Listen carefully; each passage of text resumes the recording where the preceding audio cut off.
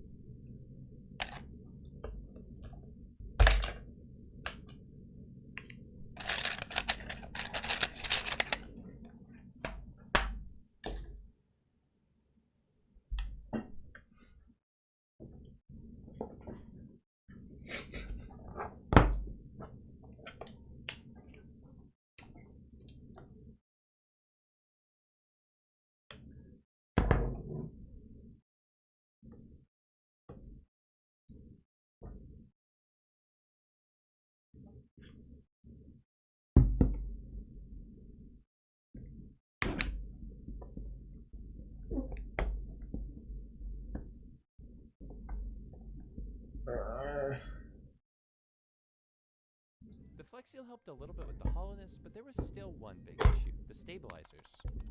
Yeah, they're really bad. bad. So I got a hobby syringe and Permatex dielectric grease, and I'll have everything I use in this video linked down below, by the way. This is my #1 method for lazy lubing stabilizers. You just shoot some dielectric grease into them, and it makes them sound and feel quite a bit better if they're bone dry. It also saves you the time of taking them apart, and it's very affordable. But okay, the switches. After trying all those switches earlier, I decided to go with the Leobog V3s. Now these might look incredibly boring, but they're actually a very, very good switch. Basically what I look for in a switch is how cheap are they, and these were 25 for 100. 25 bucks for 100 switches. On top of that, they were incredibly well factory lubed, which you'll hear in the final sound test. They also felt very smooth. Did I mention that before? They're a linear switch and no scratch, no ping. They're also only a 40-gram spring, so these are really a good switch for me. They fit all of my personal preferences, which is what you should look for when you're building a keyboard for yourself.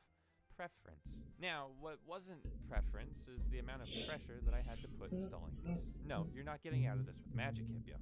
Because of the sockets, putting these in required so much force that I'm worried I'm going to break something. Now, is there a chance that these aren't actually compatible with this board's PCB? Possibly, but my thumb hurts. You guys don't even know if my thumb hurts. Please say thank you for using your thumbs, Hipyo. In the comments, say thank you, Mr. Thumb. Anyways, after about 30 minutes of thumb pain, I already had all the switches. And my final verdict on these switches, I'll give it to you. They're very good.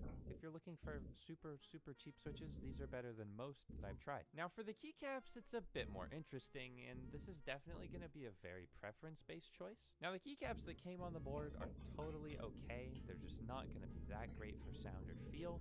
And these keycaps are a mess. Oh my god. Coming in at $26.99, or a little bit cheaper than the whole keyboard, these keycaps are die-sub PBT, and they're honestly very, very good for the price. For reference, premium keycaps are usually $70 to $120 US, so these come in a lot cheaper, and they still give you that nice keyboard aesthetic look without the keyboard aesthetic price. Good old Sumgazin, back at it again with the cheap keycaps. Now, if you look at this keyboard, it looks kind of nice now. I'm not gonna lie, it kind of looks nice. But I can't even imagine what Betty is up to. She said she's good at doing weird things, and that terrifies me. I think in total, I've put about $50 into upgrading this keyboard, and I guess we're gonna see if I got $50 worth of value. Oh yeah, also in the background is one of my other desk mats that I sell, link down below. But I couldn't help but get a feeling like all that force I was putting on the switches is maybe messed something up. Like, maybe it's not gonna, oh, wait, it lights up. Hey, it lights up. That's pretty good. Yeah. Okay, wait. False alarm. The switch isn't working. Maybe it's a different switch. None of the switches are working. None of the switches are working. No. Yeah, for legal reasons, I had to mute the audio on that clip. But look at Nola. She's trying to cheer me up. Yay. Thank you, Nola. So yeah, the keyboard doesn't work. Now, I'm not sure if this is Madison's fault for telling me I should press and seal it, or maybe it's my fault for flex sealing it, or maybe it was the switches or something, but it doesn't work as a keyboard, and ultimately that means it's garbage. But maybe this is just a fluke for me, and you at home would have no issues modding it. So I'll still hold on for my sake for the challenge. So how is the challenge overall? I enjoyed it. I think Amazon actually has a lot of good things nowadays, whereas it used to not. Yeah, I think there's a lot of potential with Amazon, but there's also a lot of potential to mess up and to spend way more money than you need to. Okay, let's do the grand reveal in 3, 2, 1. No spoilers. You have to go watch Betty's video. Thank you very much. I'll start. I'll tell you about my keyboard. It doesn't work. Why? Why doesn't it work? I don't know, but to my credit, my keyboard didn't need to work to win the challenge. So it was time to put a poll out for you guys to vote on to see who made the better keyboard. This was judged on looks and sound, so I'm really just hoping I can bring it home and cheat my way to the finish line. Now, Betty, the #1 thing you're probably wondering is who won? Yes. Now, somebody won with 74% of the votes. Alright, I feel like you're stalling here. And that somebody probably got lucky, or like maybe it was a fluke, or oh, you need something?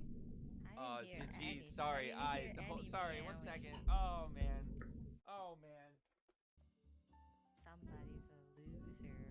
You won the challenge. Yes! That's right. I knew it. Doc beats all. You're the best keyboard upgrader of 2023, Betty. Congratulations. Everybody go subscribe to Switch and Click on YouTube and check out her video where she built a better keyboard than me.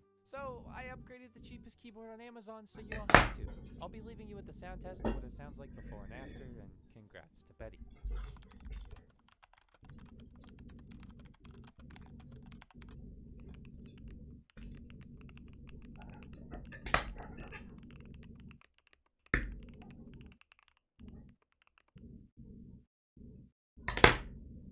Howdy hey, professional mechanical keyboard snob here, Hippio.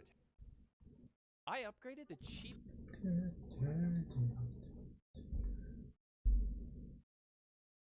You know how we had that one challenge? Then you do. Good for you. So you got the brown switch, the blue switch, the purple switch, and the red switch. What the heck is a purple switch? So this keyboard is $29.69, and the reviews, honestly, are spectacular. It's great for the money. This keyboard is a steal. They lube the stabilizers, tape modded it, press and seal mod as well. Somebody watches a certain somebody. Boom. Amazon has delivered so quickly. HG, here we go. You've got purple switches. They're a tactile switch. You got a little bump, and they're not pre-lubed, so these are a little bit pingy. So the rules of the challenge are, honestly, I don't remember them, but I know there was a budget of $50. The keyboard was $30. In total, it's $80 keyboard. Okay, look at this case. It weighs like a quarter of a pound. I like the two-tone design. The aesthetic is not bad. This looks cool. The stabilizers, they need a little bit of assistance. Speaking of assistance for stabilizers, materials that many people own, such as lubricant, a brush, scissors, whatever common supplies that you do have home, you could use those and not count those towards your budget, especially since you're not actually buying them. Got a little bit ticking right here. Actually, I'm really happy with the appearance of the keyboard that I picked. I think this puts me at a great advantage. Look at that black and white sleekness already. Now it's time to do some shopping. There are not many real stores that offer keyboard supplies, but there is one close by, and that is Micro Center, the sponsor of this portion of today's video. Thanks to Micro Center for supporting us and being such a cool store that offers pretty much all the tech that you could possibly want to buy in a real life store. Instead of waiting a couple days for Amazon or another store, you could just go on the highway, drive to Micro Center in 25 or more of their nationwide locations, with a new one in Indianapolis as their newest location. They're gonna have 2 more next year, so be on the lookout for that. All the good stuff that you need to buy to build your own keyboard or mod a keyboard, they have it in the store. But also, you've got stuff like Elgato key lights, cameras. They've got all the PC parts you could possibly want. And if you don't want to build it yourself, you can go online and book same day build, and you just go there and pick it up, and one of their experts has built it for you. Now Micro Center has a deal right now for first-time customers if you just click on the link in the pinned comment or description down below. Anyways, back to shopping for keyboard parts. Just kidding, we have already done all the shopping, but I don't remember what I bought, so today we'll do a little surprise mystery tech. Boom. First, we have the 4 pieces set silicone pad silencer foam sound dampener sheet. That is the wrong size. The Mage key has 68 keys. This is compatible with 64 keys. I'm sure we're gonna make it work. Keyboard surgery, honestly, I'm an expert. The first piece are these huge gaskets. I'm not sure where this is gonna go. I might just put them wherever, put them everywhere.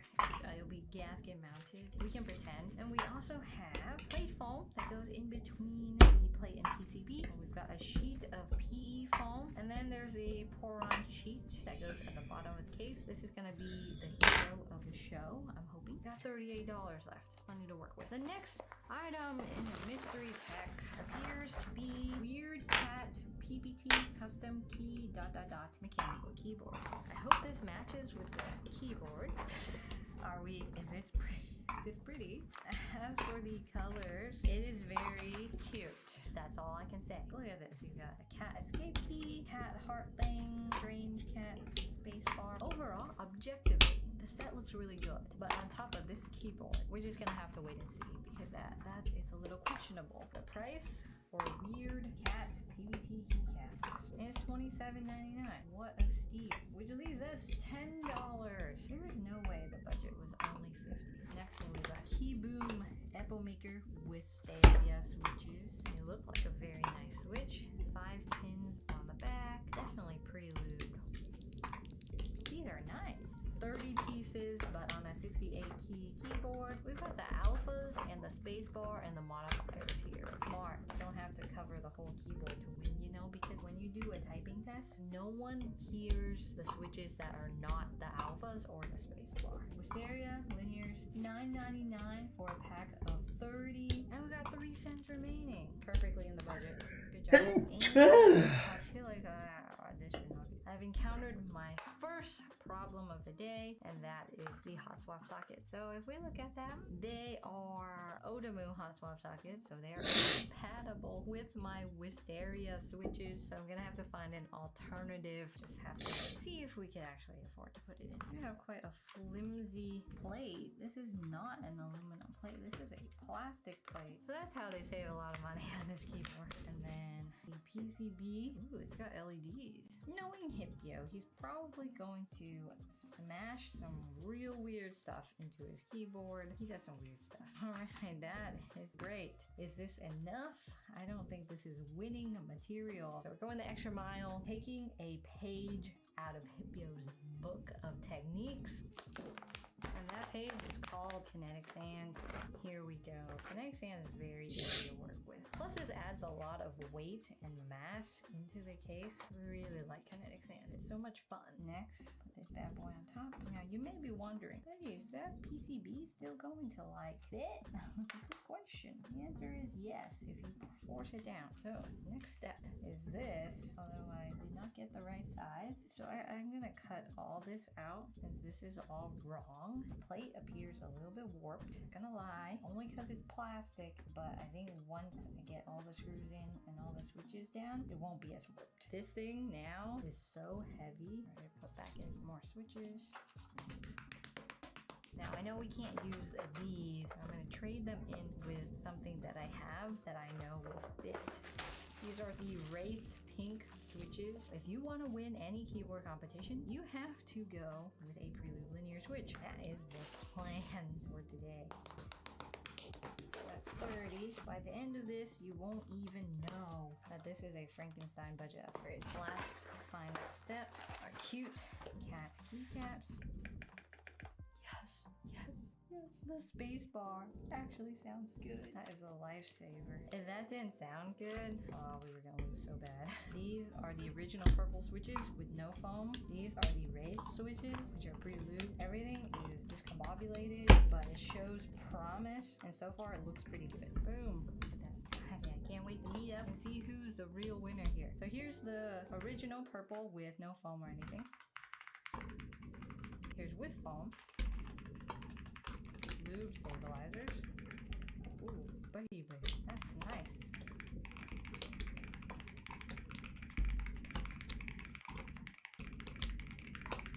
I'm just straight up gonna win. Wow, this thing sounds freaking amazing. Alright, let's go meet Hipio. It's been 1 week, and I sure hope you have your keyboard done. It is, and I'm very, very, very proud of it. Okay, let's do the grand reveal in 3, 2, 1. Ew. Oh, it's got a cat on it. That's so cute. Very cute. You have like Japanese sublegend. What's the theme of it? You know, I don't know. no idea. Here. So here's the original purple with no foam or anything. Here's with foam. Lube stabilizers. Ooh, baby, that's nice.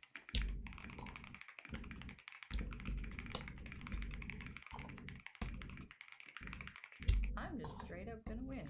Wow, this thing sounds freak. Because only Just put like Morandi switches on my typing test and like the 5 or whatever. Dang it. just do this. So how was the challenge overall? I enjoyed it. I think Amazon actually has a lot of good things nowadays, whereas it used to not. Yeah, I think there's a lot of potential with Amazon, but there's also a lot of potential to mess up and to spend way more money than you need to. They do offer free returns, so That's true. As long as you don't wreck it yourself, I don't think they're going to take this back. you avoided warranty.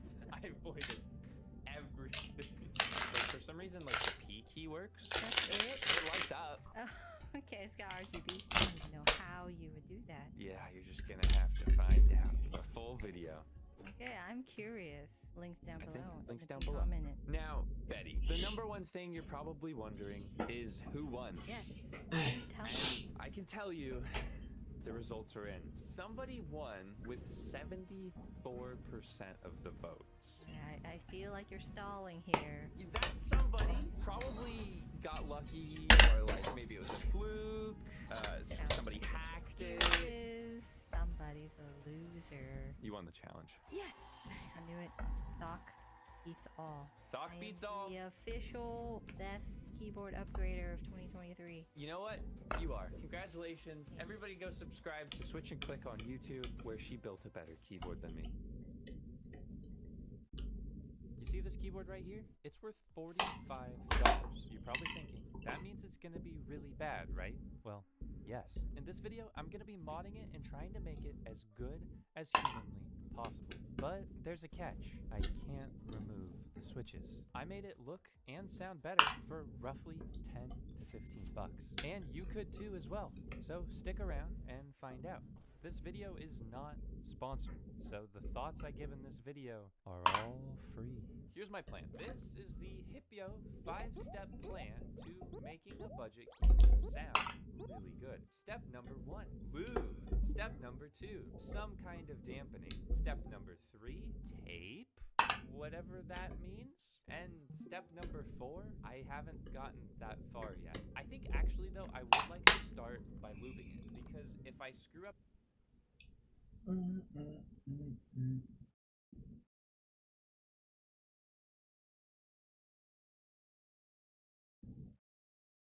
Forsaken plays on a crazy high sense. You would be insane to even attempt it. Lucky for me, I love a cheeky challenge. This risk-breaking sense will present me with an opportunity, but also a lot of problems. The question is, how many of those will I overcome?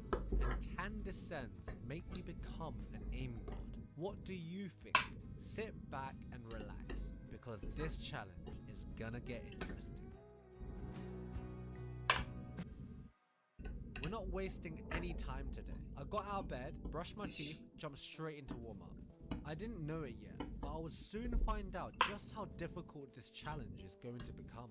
So I hopped on Aim Labs and proceeded to click some balls. While practicing, I kept getting annoyed by how bloody small these targets were, but I kept going and smashed my high scores each time I played.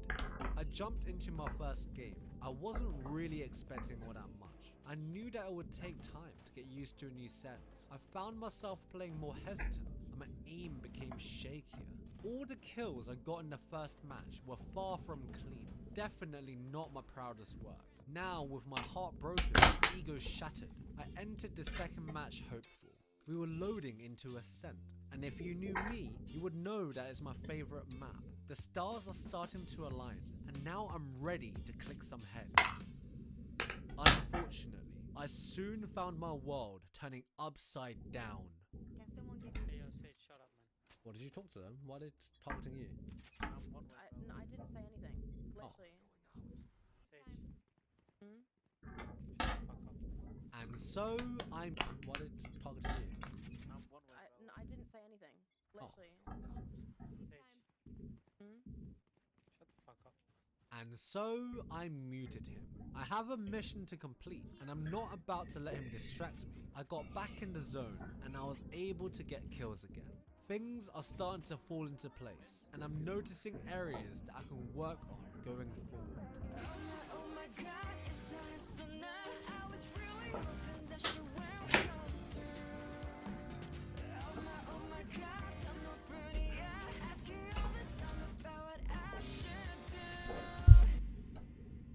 lost all my games on day 1, but with each loss, I gained something priceless.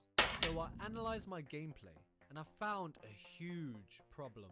I was using the wrong crosshair for high sense. The one I used was simply too small, and I struggled to place it on the enemy's head. I need myself a big one. That's what she said. A large crosshair means I can aim it in a general direction without having to think about it too much. Perfect. This will do. But there is one more problem. At this point in time, it's obvious that I'm not used to the sends yet, and as a result, my aim is shaky as hell. To combat the issues on this high sends, I need to become confident when I take an aim duel, so I made sure to warm up and spend a little more time aiming before shooting, so I don't end up rushing my shots. After making these adjustments, things start to click.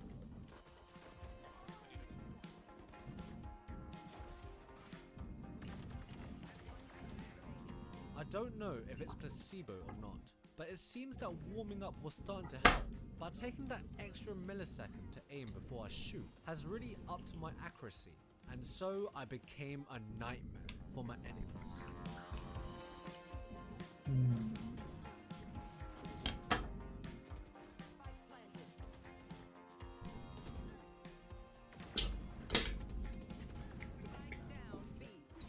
I noticed myself becoming more confident and calmed down my previously shaky aim, so that gave me the hope I needed for the upcoming days. Looking back, I've come a long way on Forsaken Sends. I've been getting more headshots, and my aim's becoming cleaner compared to day 1, but there was still one more issue: the death grip. I didn't realize it until today that I grip my mouse so hard on the sends. It leads to unnecessary tension in my muscles, which leads to my inconsistency issues. My goal today is to focus on relaxing my muscles and lightly grip the mouse. That way I can take my gameplay to the next level. I jumped straight into a deathmatch. I'm starting to wonder, will this really help me? It's so easy because there's no mental pressure to win. Just look at this.